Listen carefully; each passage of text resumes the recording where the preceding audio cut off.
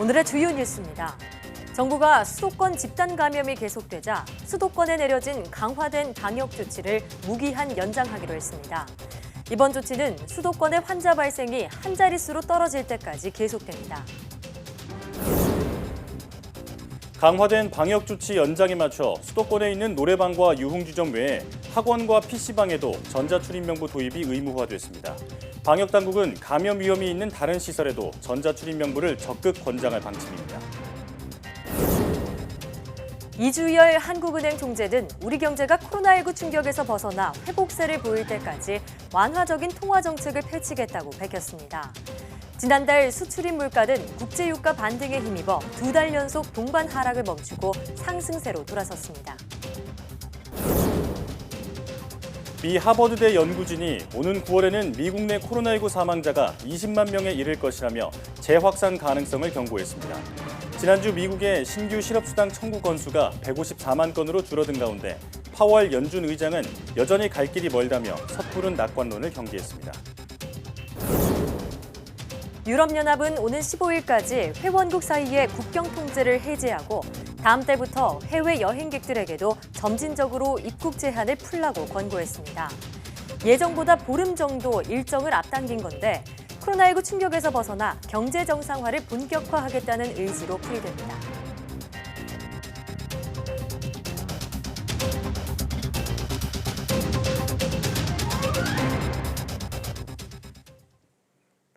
여러분 안녕하십니까? 사이언스 투데이입니다.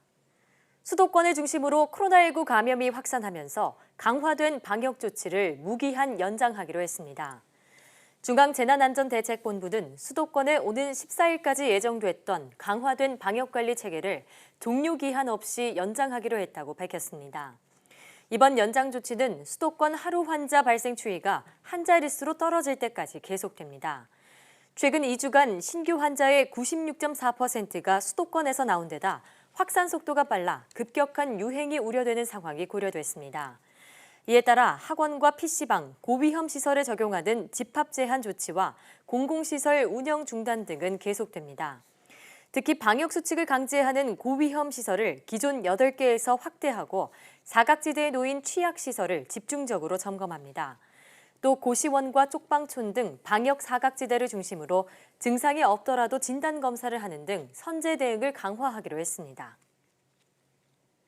수도권에 있는 학원과 PC방도 전자출입명부가 의무화됩니다. 중앙재난안전대책본부는 전국 고위험 시설에 이어 수도권에 있는 학원과 PC방도 QR코드를 찍어야 출입할 수 있도록 조치한다고 밝혔습니다. 또 이외 다른 시설에도 전자출입명부를 적극적으로 권장해 이용자 파악이 신속하게 이루어지도록 할 방침입니다. 앞서 정부는 확진자 발생 때 접촉자를 빨리 파악해 추가 전파를 막도록 지난 10일부터 유흥주점과 노래 연습장 등 8개 고위험 시설에 전자출입명부 시스템 도입을 의무화했습니다. 그동안 학원은 인센티브 제공 등의 방식으로 자발적인 참여를 유도해왔지만 이번 조치로 수도권의 경우 의무 도입 대상에 포함됐습니다. 서울대가 올해 대입 수시 모집 전형에서 수능 최저 등급 기준을 완화하고 정시에서는 출결이나 봉사활동을 반영하지 않기로 했습니다. 코로나19로 학업에 차질을 빚은 고3 학생들이 불이익을 겪지 않도록 하려는 건데 다른 대학들도 대책을 마련하고 있습니다. 부장원 기자입니다. 서울대가 코로나19로 학사 일정에 차질을 빚고 있는 고3 학생들을 위해 대책을 마련했습니다. 가장 중요한 부분은 수시 지역균형 선발 전형에서 수능 최저 등급 기준을 낮췄다는 점입니다. 원래는 국어와 수학, 영어, 탐구 영역 가운데 3개 영역 이상 2등급 이내를 맞아야 했지만 3등급 이내로 기준이 완화됐습니다. 수능 점수를 100% 반영하는 정시 모집 일반 전형에서도 평가 방식을 바꿨습니다. 출결과 봉사활동으로 감점하지 않기로 한 건데 등교 수업 연기로 교과 외 항목 평가가 어려워진 탓입니다. 최근 교육부가 고3 학생들이 입시에서 불이익을 받지 않게 해달라며 협조를 요청한 가운데 다른 대학들도 고3 구제책 마련에 나섰습니다. 앞서 연세대가 학생부 종합전형에서 수상 경력과 창의적 체험활동, 봉사활동 실적을 평가에 반영하지 않기로 했고 성균관대도 다음 달부터 시작되는 재외국민 외국인 특별전형에서 어학 자격 기준을 없애기로 했습니다. 다음 달 말부터 재외국민 전형이 시작되는 만큼 늦어도 다음 달 중순까지 다른 대학들도 관련 대책을 마련해 발표할 전망입니다. YTN 부장원입니다. 수도권 유치원과 초등학교, 중학교의 등교 인원을 3분의 1 이하로 제한하는 학교 밀집도 최소화 조치가 오는 30일까지 연장됐습니다. 교육부는 최근 이 같은 내용이 담긴 공문을 일선 교육청과 학교에 보냈다고 밝혔습니다. 앞서 교육부는 지난달 29일 코로나19 확산 우려로 수도권에서는 6월 1일부터 14일까지 유치원과 초등학교, 중학교의 등교 인원을 3분의 1, 고등학교는 3분의 2로 제한한다고 밝혔습니다.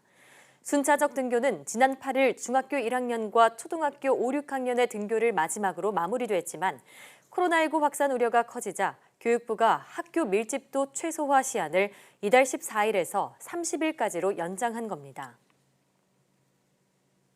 코로나19에 대한 불안 심리를 자극해 전문 의약품을 밀수입해 판 일당이 적발됐습니다. 러시아산 항바이러스제인데요. 아직 효능이 입증되지 않았고 수입과 판매 허가도 받지 않은 약이 인터넷으로 버젓이 유통됐습니다. 김종호 기자가 보도합니다. 코로나19 치료제를 판매한다는 글입니다. 스무정들이 한갑이 24만 원을 받는데 트리아자비린이라는 러시아산 항바이러스제입니다. 중국에서 코로나19 치료제로 임상시험 중이라고는 알려졌지만 우리 식약처 승인을 받지 않았고 따라서 수입과 판매 허가가 나지 않은 전문 의약품입니다. 30대 남성 A씨가 이런 판매글을 올린 건 국내에서 코로나19가 무섭게 확산하던 지난 2월 각종 의약품을 불법으로 파는 사이트의 광고에 구매자가 나타나면 트리아자비린을 밀반입했습니다. 전문의약품은 먼저 식약처의 허가가 있어야 되는데 이런 것들 없이 해외에서 바로 국내로 배송이 됐습니다. 그래서 저희들이 이것을 역추적해서 검거하게 됐는데 구체적으로 확인된 것만 13명에게 20갑을 팔았는데 경찰은 실제로는 수천만 원어치를 거래했다고 보고 있습니다. 또 같은 사이트에서 지난 2018년부터 의약품 14만 원어치를 불법으로 판매한 혐의도 조사하고 있습니다. 문제는 누가 왜 이 약을 샀느냐는 건데 경찰은 구매자를 처벌할 법적 근거가 없어 조사하지 못했습니다. 해당 사이트는 경찰에 적발돼 차단됐지만 우회 경로를 만들어 계속 영업 중이고 인터넷에선 중고거래 글을 어렵지 않게 찾을 수 있는 점도 문제입니다. 경찰은 A씨를 구속하고 배송책 부부를 불구속 입건했습니다. YTN 김종호입니다. 코로나19 방역에 쓰이는 소독제 일부가 안전기준 절차를 지키지 않아 판매 금지됐습니다. 환경부는 코로나19 방역용 소독제 가운데 안전기준 적합 확인 신고를 하지 않거나 승인받은 내용과 다르게 유통된 10개 제품을 적발해 판매를 금지하고 회수 명령을 내렸습니다. 일부 제품은 마스크 소독용으로도 판매돼 흡입하면 위험할 수 있어 바로 유통을 차단하고 제조 판매 업체에 행정 조치했습니다.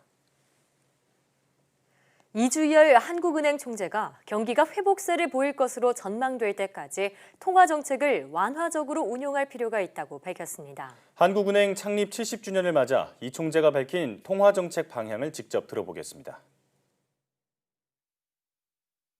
위기 극복을 위해 중앙은행으로서 필요한 역할을 다해 나가야 하겠습니다. 통화 정책은 우리 경제가 코로나19에서 벗어나 회복세를 보일 것으로 전망될 때까지 완화적으로 운용할 필요가 있을 것입니다. 아울러 정책 효과가 극대화되도록 정부와 긴밀히 협력해 나가야 하겠습니다. 선제적인 대응으로 이번 위기를 조속히 극복하되 이번 위기가 진정되면 이러한 이례적 조치들을 단계적으로 정상화해 나가는 방안도 미리 준비해야 할 것입니다. 정부가 우리 경제의 코로나19에 따른 불확실성은 여전하지만 실물 경제 하방 위험은 다소 완화하고 있다는 진단을 내놨습니다. 기획재정부는 경제동향 6월호에서 최근 우리 경제는 코로나19로 인한 불확실성이 지속되고 있으나 내수 위축세가 완만해지고 고용 감소폭이 축소되는 등 실물 경제 하방 위험이 다소 완화되는 모습이라고 밝혔습니다. 지난달에는 실물 경제 하방 위험이 확대되고 있다고 진단했습니다. 하지만 카드 국내 승인액 증가 등 소비 지표의 반등과 서비스업을 중심으로 한 취업자 수 감소세 축소 등을 근거로 한 달 만에 하방 위험이 다소 완화되는 모습이라고 진단을 바꿨습니다. 정부 각 부처가 540조 원이 넘는 내년도 예산 요구안을 기획재정부에 제출했습니다. 기재부는 각 부처가 요구한 2021년도 예산안 및 기금 운용 총지출 계획 규모가 2020년도 본 예산상 총지출보다 30조 7천억 원 늘어난 542조 9천억 원으로 집계됐다고 밝혔습니다. 예산 요구 증가폭은 2018년도 6%, 2019년도 6.8%, 올해 6.2%, 내년도 6%로 4년 연속 6%대를 기록하고 있습니다. 기재부는 각 부처 요구안을 토대로 내년 예산안을 확정해 9월 3일까지 국회에 제출할 계획입니다. 경남 사천에는 무리지어 이족 보행을 하는 수수께끼의 발자국 화석이 존재하는데요. 우리나라 연구진을 포함한 국제 공동 연구진의 조사 결과 이 발자국이 두 발로 걷는 대형 원시악어의 것으로 확인됐습니다. 김진두 기자가 보도합니다.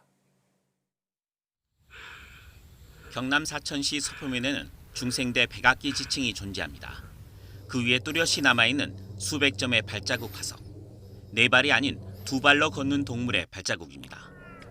얼핏 보면 사람 발자국과 비슷한 것도 있는데다 여러 사람이 함께 걷는 형태를 보여 공룡 발자국과 함께 사람 발자국이 섞여 있는 것이라는 의견도 제시됐습니다. 하지만 국내 연구진을 포함한 국제 공동 연구팀 조사 결과 이 동물은 3m 크기의 대형 원시 악어로 밝혀졌습니다. 발가락이 4개, 첫 번째 발가락이 가장 작고 세 번째 발가락이 가장 긴 형태가 현생 악어와 같았습니다. 또 화석에 마름모와 타원 형태의 발바닥 피부 자국이 존재하는데 현생 악어의 발바닥 무늬와 일치했습니다. 중생대 한반도 호숫가에 네 발이 아닌 두 발로 걷고 무리지어 이동하는 대형 악어가 살았다는 겁니다. 미국에서 두 발로 걷는 중생대 악어 골벽 화석이 이미 발견됐다는 점도 이족 보행 악어의 존재에 힘을 실어줬습니다.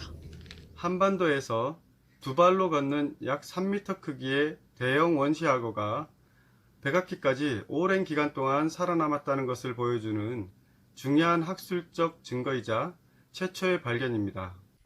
연구진은 1억 1000만 년 전 중생대 백악기 한반도 진주와 사천 지역에는 서로 다른 모습을 지닌 악어들이 공룡, 익룡, 포유류, 개구리, 도마뱀 등과 함께 호수 주변에 살았다는 것을 알 수 있다고 밝혔습니다. 이번 연구 결과는 과학저널인 사이언티픽 리포트에 실렸습니다. YTN 김인우입니다.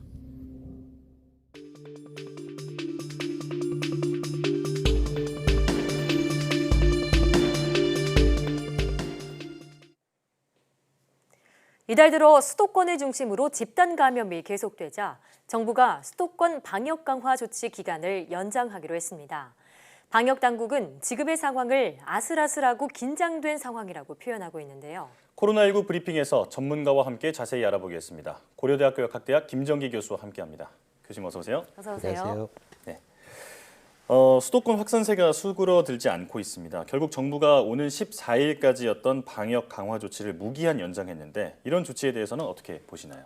그러니까 최근에 수도권을 중심으로 집단 감염이 계속 발생을 하고 있고 일일 확진자가 평균 30명대를 기록하고 있거든요. 예. 그리고 오늘도 뭐 총 56명 중에 그 수도권에서 나온 지역사회 감염이 42건 이렇게 발생을 하고 있는데요. 그러니까 이렇다 보니까 실제로는 대응이 그러니까 역학조사를 진행하는 그 속도보다 전파 속도가 더 빠르다 이렇게 보건당국이 얘기를 하고 있습니다. 그러니까 이러한 그 수도권 방역 강화 조치 같은 경우에 연장을 하는 게 어쩔 수 없는 조치다 이렇게 보고 있고요.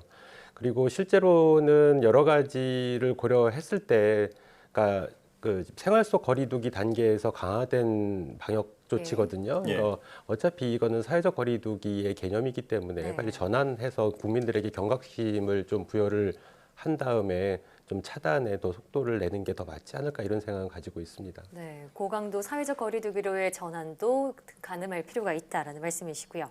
자, 날이 더워지면서 얇은 침방울 차단용 마스크 수요가 급증하고 있습니다. 정부가 공급 안정화 대책을 내놓고는 있지만요. 당장 이런 얇은 마스크 구하기가 하늘의 별 따기인데요. 이런 지금의 상황이 현재 방역에 좀 영향을 미치지는 않을까요? 최근에 주변을 보면 날씨가 덥다 보니까 말씀하신 대로 이제 과거 KF80 이상의 마스크 대신에 그 덴탈 마스크나 면 마스크를 사용하시는 분이 굉장히 많이 증가했거든요. 근데 기본적으로 사람들이 많이 밀집되어 있지 않은 그런 일상생활에서는 괜찮다라고 봅니다. 근데 다만 문제가 되는 부분이 대중교통과 지하철이라든가 버스라든가 뭐 KTX라든가 이런 곳 같은 경우에는 경우에 따라서 이게 공기 전파 양상을 띌 수도 있거든요. 그렇다 보니까 검증돼 있는 마스크를 사용을 해야 되는데 그래서 대중교통을 타실 때에는 적어도 그러니까 2개를 갖고 다니시다가 일상적인 생활에서 사람들하고 밀접하게 접촉하지 않는 환경에서는 그냥 얇은 마스크를 사용을 하셔도 되는데 실제로 대중교통과 같이 굉장히 사람들이 밀집해 있는 공간에서는 그러니까 KF80 이상의 마스크를 좀 쓰셨으면 하고 권고를 드리고요. 예. 그리고 그렇다 보니까 최근에 또 이런 에어컨 냉방 시설에 의해서 바이러스가 전파될 수 있다라는 우려 때문에 저도 아까 그 지하철을 타고 오는데 온도를 굉장히 많이 높여놨어요. 예. 냉방 온도를. 그러다 보니까 KF80 이상의 마스크를 쓰면 굉장히 불편하거든요. 덥고. 덥더라고요. 그래서 차라리 온도를 낮춰주고 국민들이 대중교통을 타실 때에는 검증돼 있는 그런 방역 마스크를 사용하시는 게 어떨까 저는 그렇게 제안을 드리고 싶습니다. 예. 이 밀폐, 밀집, 밀접, 이른바 3밀 시설 내에서는 KF80 이상의 고성능 마스크를 착용할 것을 권장한다 이렇게 말씀해 주셨습니다. 현재 가장 큰 문제인 깜깜이 감염이 계속되고 있는데 지자체들이 무료 검사를 확대하고 있습니다. 이런 조치들이 무증상 감염자들을 찾아내는데 어느 정도 도움이 될까요? 이 그 지자체에서 무료 진단을 확대하는 게 무증상 감염을 찾는 데에는 크게 도움은 안 될 거다 이렇게 보고 있습니다. 왜냐하면 무증상이라고 하는 거는 그 감염자 자신이 병증을 인지하지 못하는 단계거든요. 그렇다 보니까 굳이 무료라고 해도 진단 검사를 받지를 않습니다.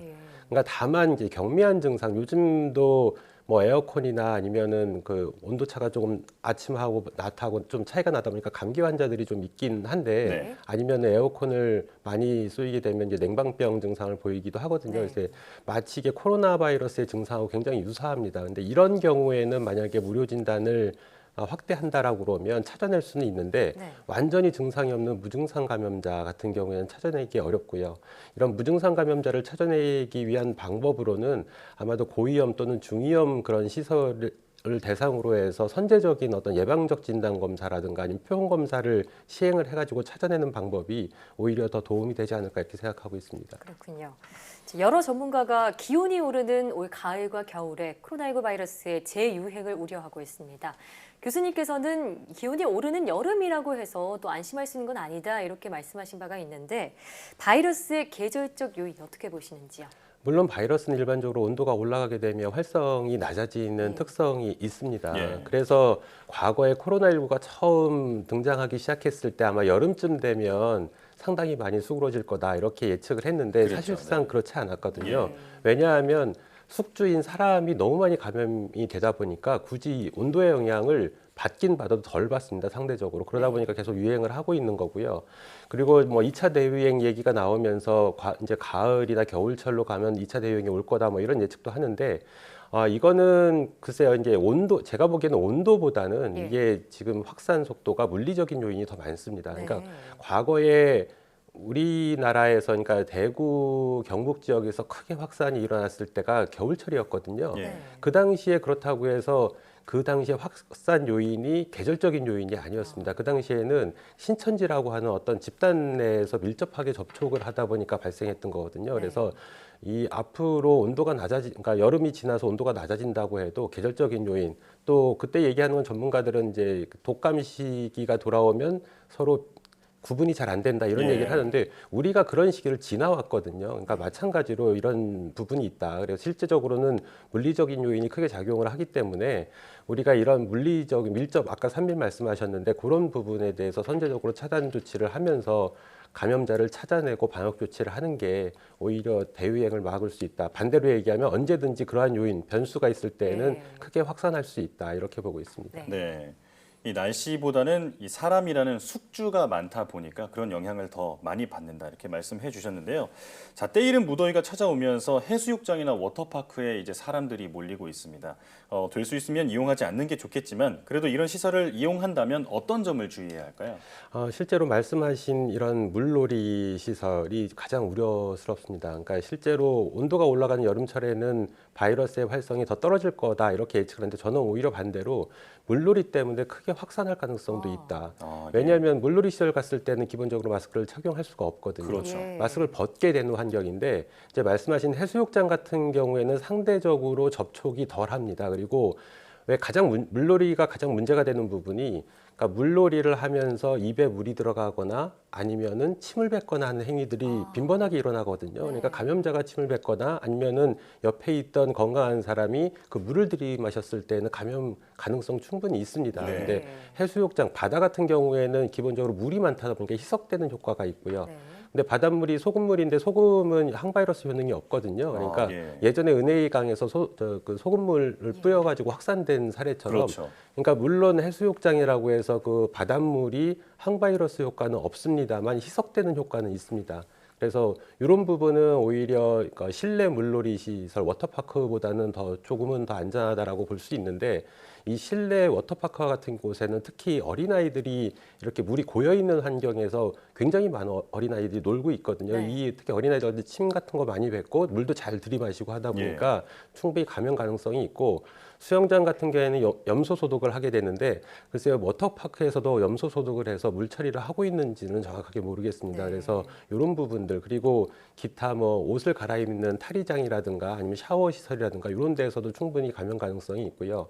그리고 해수욕장이라고 반드시 안전할 것도 아닌 게, 또 밖에 어떤 시설들, 식당이라든가 이런 부분, 그리고 호텔, 숙소 이런 곳에서 사람이 많이 모이게 되면 또 감염 가능성이 있습니다. 더군다나 두 시설 모두 다가 지금 현재 주로 발생하는 게 수도권에서 대부분 확진자가 나오는데, 수도권에서 인구 이동이 일어나게 되면서 전국적으로 확산할 가능성도 굉장히 높다, 저는 이렇게 보고 있습니다.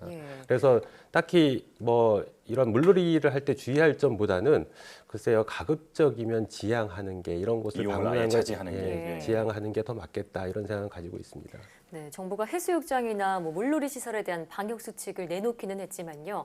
말씀하신 것처럼 물놀이 중에 마스크 쓰기나 혹은 거리 두기와 같은 방역 수칙 준수가 지키기가 좀 힘들지 않을까라는 생각이 듭니다. 좀 더 실효성 있는 대책이 필요해 보입니다. 지금까지 고려대학교 약학대학 김정기 교수와 함께했습니다. 오늘 말씀 고맙습니다. 감사합니다.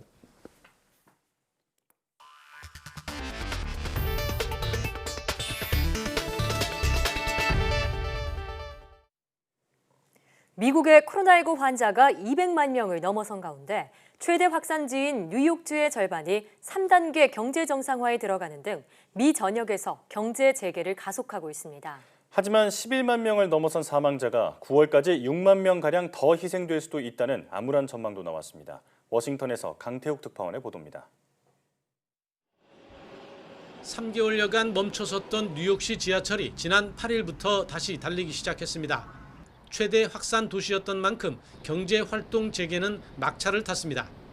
뉴욕주의 절반을 차지하는 다른 5개 지역은 3단계 정상화에 들어가기로 했습니다. 식당과 호텔이 영업을 재개하면서 실내 영업도 가능해진 겁니다. The best experts that you can possibly have reviewing this, and they've reviewed it, and 5 regions will enter phase 3 tomorrow.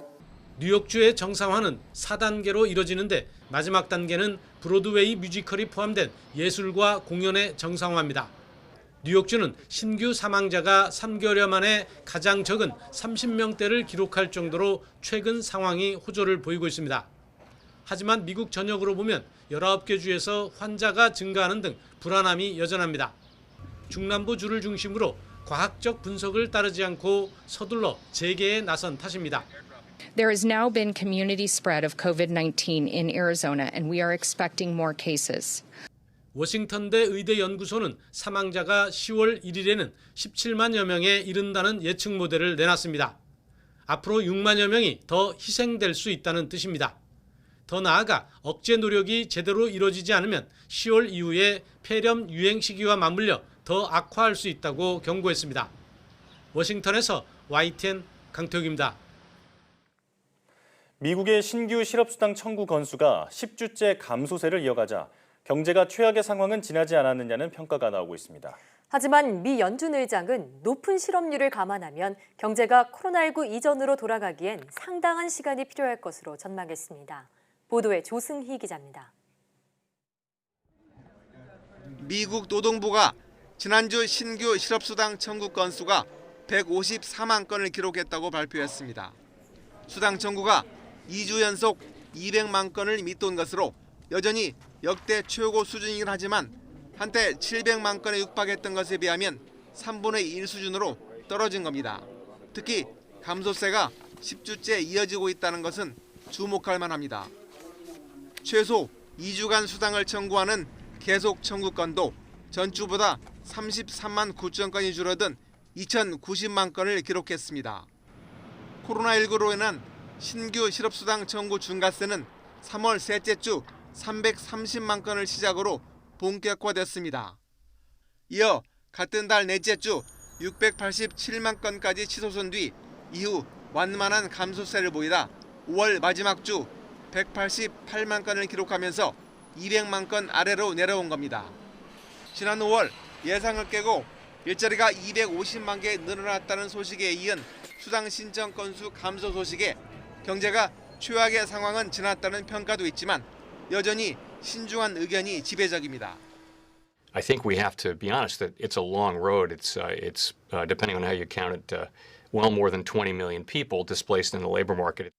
블룸버그는 감소세가 여전히 완만하다며 노동시장의 장기적인 도전이라고 평가했고 로이터통신도 시장이 코로나19로 인한 상처를 치유하는 데는 수년은 걸릴 것으로 진단했습니다. YTN 조승입니다. 미국과 유럽 증시가 코로나19 재확산과 미국 경제활동 회복 속도의 불확실성 우려에 따라 급락했습니다. 국제 유가도 같은 이유로 폭락했습니다. 이동우 기자가 보도합니다. 미 하버드대 연구진은 미국에서 코로나19 사망자가 9월에는 지금보다 2배 가까이 늘어 20만 명에 이를 것이라고 전망하는 등 코로나19 재확산 가능성을 경고했습니다.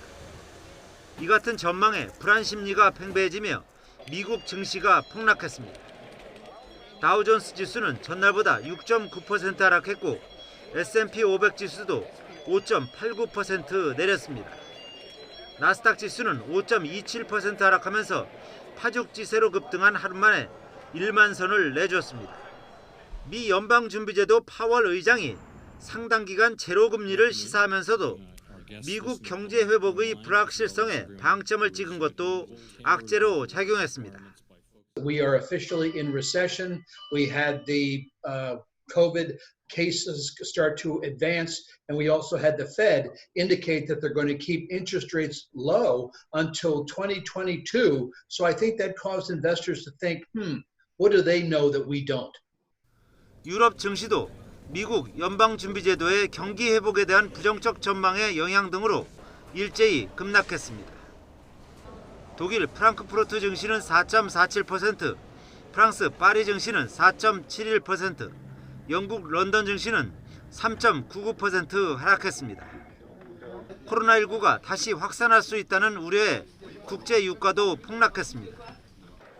뉴욕 상업거래소에서 7월 인도분 서부 텍사스산 원유는 1배럴에 8.2% 하락한 36.34달러에 거래됐습니다.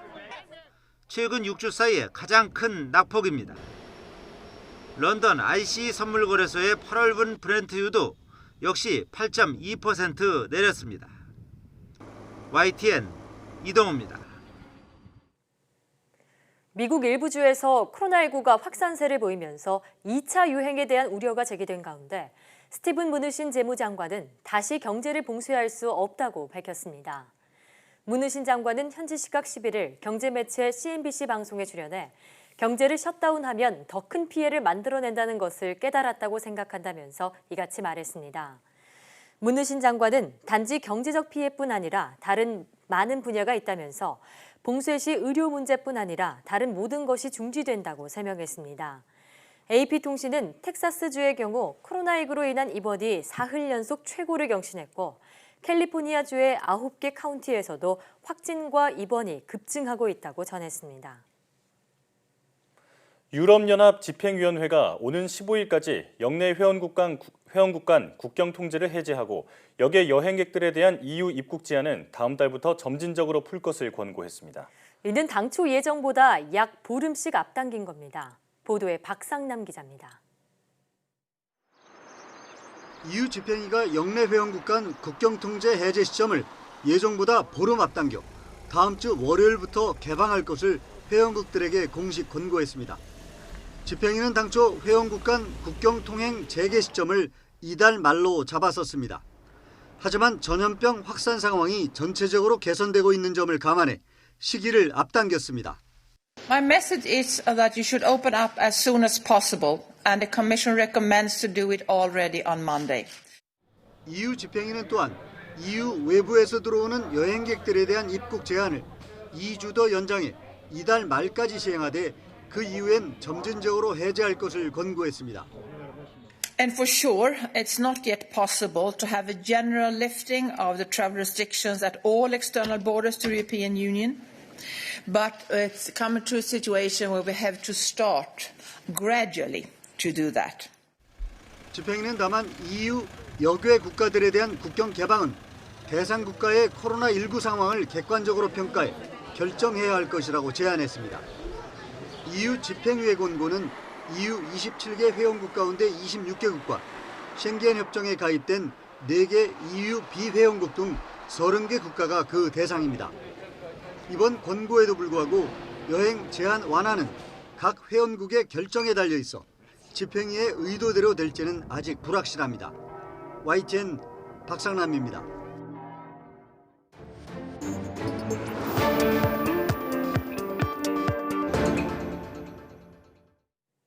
한 주간 가장 주목받은 과학 소식을 하나로 모아보는 사이언스 핫5 시간입니다. 이번 주에는 어떤 이야기가 시청자들의 눈길을 끌었을지 궁금한데요. 이동훈 기자 나와 있습니다. 어서 오세요. 어서 오세요. 네, 오늘 첫 소식은 뭔가요? 네, 이제 다음 달부터 국내에서 3단계 자율주행차의 제작과 판매가 본격적으로 시작이 됩니다. 이 자율주행차가 말 그대로 스스로 달리는 그런 자동차잖아요. 네. 이 자율이라는 의미의 범위가 기술적으로는 5단계로 구분이 되는데요. 네. 이 3단계라고 하면 중간 단계이고요. 이 네. 조건부 자율주행이다 이렇게 볼 수가 있습니다. 그러니까 정해진 구역 안에서 모든 기능의 자동 제어가 가능하고요.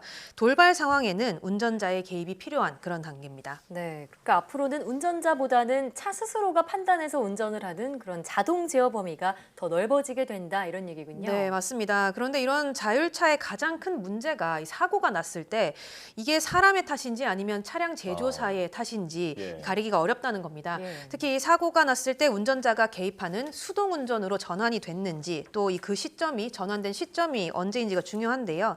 그래서 정부가 앞으로 자율주행차의 주행 정보 기록 장치를 의무적으로 설치하는 법안을 마련을 했습니다. 예. 네. 이렇게 되면 이 사고 시점의 모든 조작 내용을 기록을 해서 이게 운전자의 과실인지 아니면 이 자동차 자체의 결함인지를 객관적으로 가려낼 수가 있게 되는 거죠. 예. 또 이 사고가 나면 이 보험 분쟁 등에도 시간이 걸리게 되거든요. 그래서 이런 정보를 적어도 6개월까지는 의무적으로 보관을 하도록 그렇게 만들었습니다. 네, 자율주행차의 기술이 날로 발달하고 있는데 이 상용화를 앞두고 관련 규정도 맞춰갈 필요가 있겠습니다. 네. 다음 소식 소개해 주시죠. 네, 이 지난 10일부터 이 QR코드를 이용한 이 전자 출입 명부 제도가 이 의무화가 됐습니다. 네.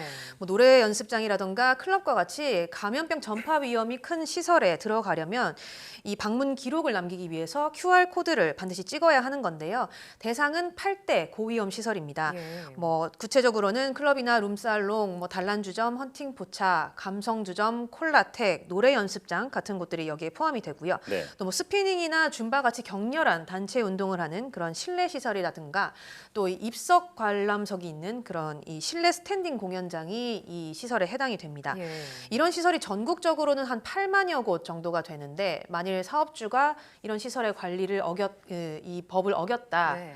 그래서 적발이 되면 300만 원 이하의 벌금을 물거나 또는 이 사실상 영업 중지에 해당하는 집합 금지 명령을 당하게 됩니다. 예. 네, 말씀해주신 그런 시설들은 밀폐돼 있고요. 또 사람들이 밀집해서 감염에 특히 취약한 만큼 QR코드 도입이 방문자 관리를 위해서 필요해 보입니다. 네.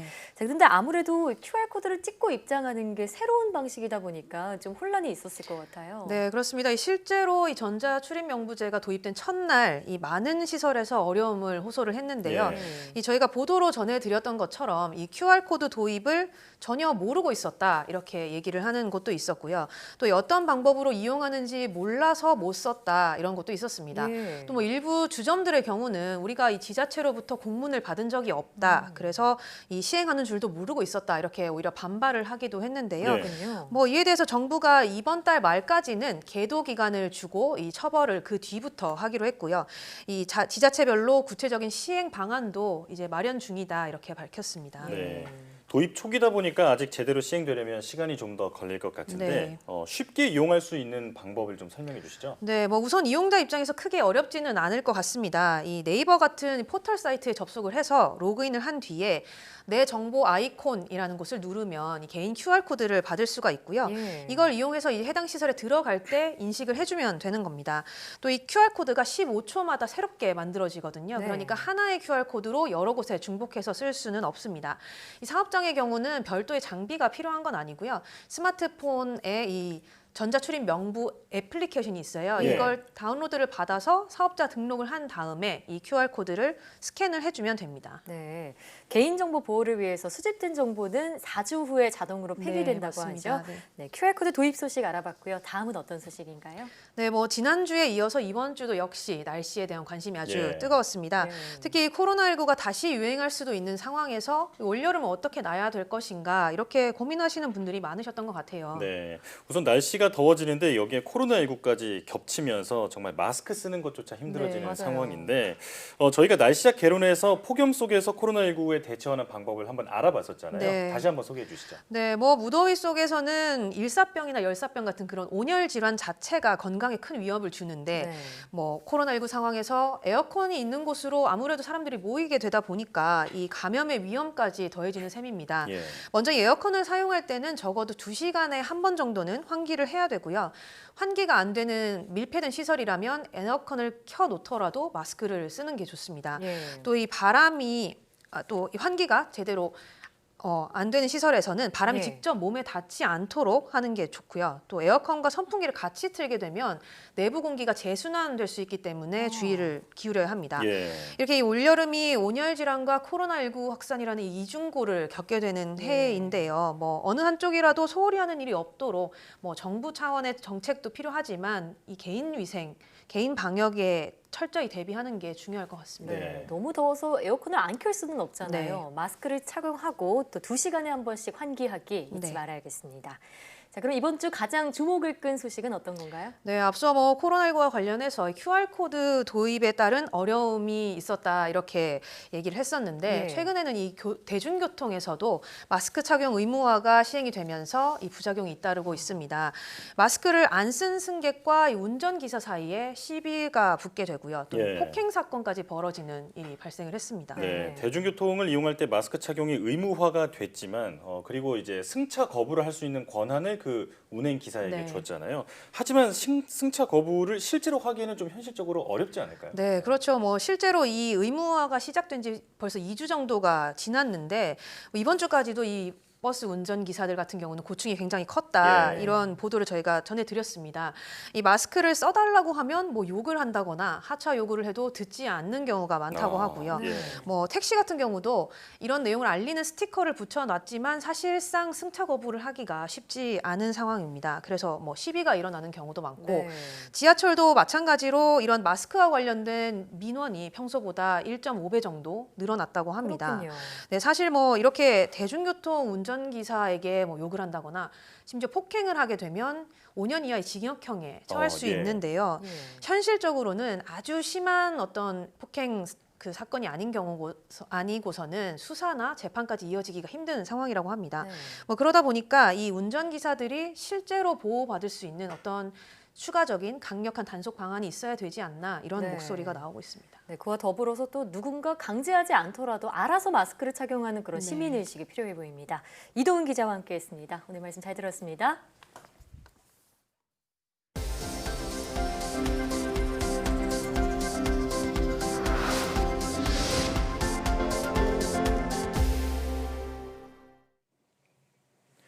코로나19가 인체에 영향을 미치는 3단계로 뇌를 공격한다는 연구 결과가 나왔습니다. 미국의 뉴로그로우 뇌 피트니스 센터의 마지드 포투이 박사가 알츠하이머병 저널 최신호에 이 같은 연구 결과를 발표했다고 메디컬 익스프레스가 보도했습니다. 포투이 박사는 코로나19의 공격은 코와 구강에서 시작해 염증이 폭발하는 이른바 사이토카인 폭풍을 유발한 데 이어 뇌에 들어오는 유해 물질을 차단하는 혈뇌 장벽을 무너뜨린다고 밝혔습니다. 이와 함께 혈액 속의 염증 표지들과 바이러스 입자들이 뇌를 침범해 경련과 착란, 혼수 상태 등 뇌 기능 장애를 일으킬 수 있다고 설명했습니다. 비타민 D3, 마그네슘, 비타민 B12 등 3가지 미량 영양소가 코로나19 증상 악화를 억제한다는 연구 결과가 나왔습니다.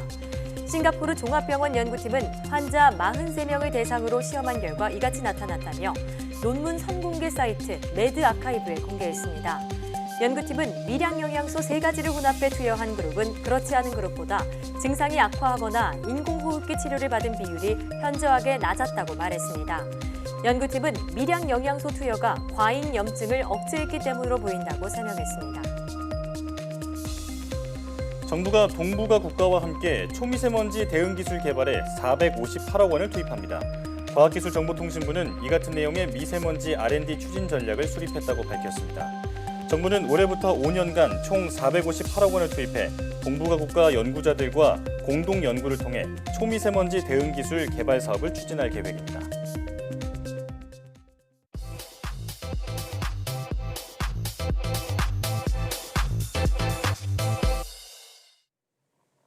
과학에 대한 모든 궁금증을 풀어주는 궁금한 S 시간입니다. 진화론 하면 우월한 유전자를 가진 개체가 살아남는 것으로 알고 있는 경우가 많은데 이는 진화론에 대한 잘못된 개념이라고 합니다. 진화론에 대한 오해와 진실에 대해 지금 바로 화면으로 만나보시죠. 안녕하세요. 과학의 모든 궁금증을 해결하는 궁금한 S의 이호종입니다. 궁금한 S와 함께할 오늘의 이야기 만나볼게요. 여러분, 진화론을 생각하면 보통 이런 그림이 떠오르곤 하죠. 이런 모습이 가장 먼저 떠오르는 이유는 진화론에 대한 잘못된 개념 때문인데요. 그럼 진화론이란 정확하게 무엇일까요? 진화론이라는 오해에 대해 살펴보기에 앞서 진화론이라는 용어에 대해서 먼저 이야기해 보도록 하겠습니다. 많은 사람이 진화론 하면 찰스 다윈을 떠올리곤 하는데 사실 진화론이라는 이름을 본격적으로 사용하기 시작한 것은 저서 동물 철학의 저자 장 바티스트 라마르크에 의해서였습니다. 라마르크는 식물학과 무척추 동물학에 특히 관심이 많았는데 프랑스 파리에 소재한 왕립식물원에서 교수직으로 근무하면서 본격적으로 동물학에 대해 연구했다고 합니다. 그는 이 책을 통해 크게 2가지의 메시지를 전달하고자 했습니다. 하나는 동물은 생존 또는 욕구로 인해 특정한 신체를 계속 사용하면 그 신체가 발달한다는 것. 다른 하나는 이렇게 발달된 신체는 유전이라는 특성을 통해 다음 세대로 전달된다는 것입니다. 이러한 2가지 메시지를 전달하기 위해서 라마르크는 진화라는 개념을 사용했습니다. 예를 들어볼까요? 어느 초원에 많은 기린이 살고 있었습니다. 이들은 아카시아 나무의 잎을 먹으며 살아갔는데요. 그러던 어느 날 기후가 변하고 아카시아의 나뭇잎이 부족해지는 현상이 나타났습니다. 기린들은 아카시아 잎을 서로 차지하느라 바빴고 결국 잎은 사라지고 기린은 굶어 죽어야 할 위기에 처했죠. 그러나 당시 기린의 목이 닿지 않던 높은 곳에 아카시아 잎은 여전히 남아 있었는데요. 기린들은 그 잎을 먹기 위해 자신들의 목을 최대한 뻗었고 이 노력이 지속돼 현재 기린의 목이 길어지게 되었다고 합니다. 이것이 바로 생명의 진화를 설명하기 위해 라마르크가 창조한 이론인 용불용설입니다. 하지만 오늘날 과학에서 이야기하는 진화론과는 사뭇 다르다는 것을 알 수 있어요. 그렇다면 오늘날의 진화론은 앞선 사례를 어떻게 설명할까요? 초원에 사는 기린이 높은 곳에 위치한 아카시아 잎을 못 먹게 되었고 이 때문에 굶주림에 시달렸다는 것까지는 똑같습니다. 하지만 태어날 때부터 다른 기린보다 목이 길게 태어난 기형 기린이 있었다면 어땠을까요? 이 기형 기린은 다른 기린들이 먹지 못한 높은 곳에 아카시아 잎을 독차지할 수 있었고 자연스레 영양 상태가 튼튼해 번식의 기회가 많아질 수 있었겠죠. 이 개체가 가진 생존의 유리성, 즉 목이 긴 형질은 다음 세대에도 고스란히 발현되어 역시나 이 후손들도 기존의 기린보다 번성할 수 있게 되었습니다. 점점 목이 긴 기린이 그렇지 않은 기린보다 많아지게 되었고 목이 짧은 기린은 도태되었죠. 이러한 설명 체계를 우리는 자연히 동물이 진화될 방향을 선택했다고 해서 자연선택설이라고 부릅니다. 자연선택의 진화와 반대되는 개념으로 인공선택 진화가 있는데요. 이는 19세기 영국 귀족들 사이에서 만연했던 다양한 견종을 만들기 위한 놀이 문화에서 찾아볼 수 있습니다. 현재 우리가 알고 있는 대부분의 견종은 이때 만들어진 것으로 알 수 있으며 이것은 분명 인간의 니즈에 의해서 어느 특정한 생물학적 특성, 예를 들면 코가 길면서 덩치가 큰 강아지 같은 콜리, 또는 귀여운 외모에 다리가 짧은 웰시 코기 같은 견종도 인공 선택에 의한 진화라고 볼 수 있습니다. 찰스 다윈은 이와 상반돼 자연은 그 어떠한 목적도 가지지 않으며 그 자체로 펼쳐진 환경일 뿐 진화는 목적 없이 이루어진다는 자연 선택설을 주장하였고 이는 현재 우리가 알고 있는 진화론의 일반론이 되었습니다. 그런데 여러분, 현재 지구상에 현존하는 모든 생물에게는 공통된 조상이 있다는 말을 들어보셨을 거예요. 바로 루카라고 불리는 존재죠. 지난 2018년에는 루카가 지구 탄생 시기와 비슷한 약 45억 년 전에 나타났다는 연구 결과가 나오기도 했는데요. 지구의 나이만큼이나 오랜 시간 동안 생명체를 분화해 온 것으로 드러나는 것이죠. 루카에서 원시적 세포들로, 이 세포에서 어류로, 양서류로, 이후 파충류로, 포유류로, 그리고 유인원으로 현대 인류가 진화했다라고 이어질 수 있는데요. 이를 우리는 진화의 선형적 이미지라고 이야기합니다. 최초의 조상으로부터 인간으로 점진적 분화를 했으며 그 과정들이 현생에 고스란히 남아있다는 생각. 이 개념은 새로울 것은 없어요. 찰스 다윈이 이미 진화론에서는 보편적 공통조상이라는 개념으로 자연스럽게 도달하게 된다고 기록했기 때문이죠.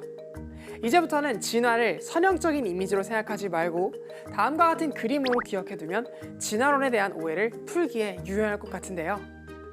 모든 생명의 공통조상이었던 루카로부터 등장한 최초의 생명체, 단세포 생물들은 옛날 은색누대 어느 순간으로부터 오늘날까지 아메바나 집신벌레 같은 모습으로 지구를 점령하고 있습니다. 그러던 어느 날 지금으로부터 약 10억 년 전에 이 단세포 생물 중 하나의 개체에서 최초의 다세포 생물이 탄생했습니다.